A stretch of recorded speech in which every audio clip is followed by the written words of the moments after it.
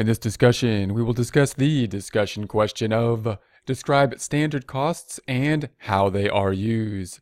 In typical essay questions and discussion questions, our goal is really to expand on the question. We want to write more rather than less, because writing more will mean that we're more likely to get to those items that are requested or desired within the answer key for an essay question. And if we write too much, we're not usually penalized for adding things that aren't in the answer key. And if it's a discussion question, then of course, adding to the discussion is how we pick up the most points.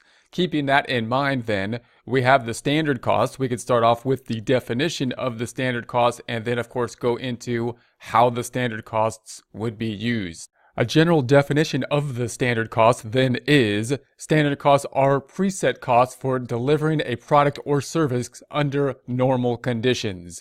Now, of course, whenever you see a definition such as that, you could then expand on and go into some of those components of the definition. So we have preset costs, meaning they're going to be, in essence, budgeted costs. We kind of think of the standard cost as, in essence, a type of budgeting cost oftentimes being used within the budgeting process.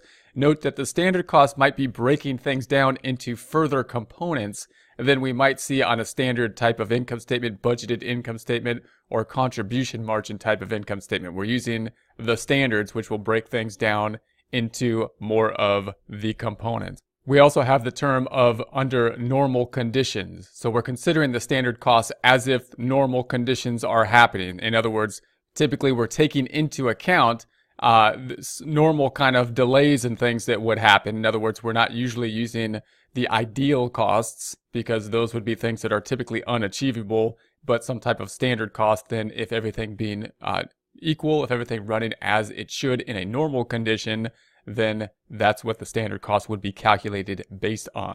The standard cost may be used within the budgeting process, and of course, as a component of that kind of budgeting process, and even more detailed in terms of the analysis, it can be used to see what the actual costs are going to be. So we think about the standard cost, what should happen under normal conditions. We run the actual costs, and then of course we could do a comparison. That's what we're going to be using this for. We have the standards, we have the actual, and then we could take a comparison and we could look at some analysis of that comparison.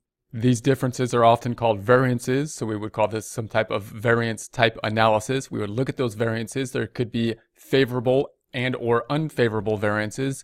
We may concentrate more on the unfavorable variances, although if there's a significant difference, whether it be variable or unvariable, we're going to go into that difference and say, hey, why is there a difference of this significant difference, whichever way it may be. And then, of course, we use that to improve the process in a normal type of process.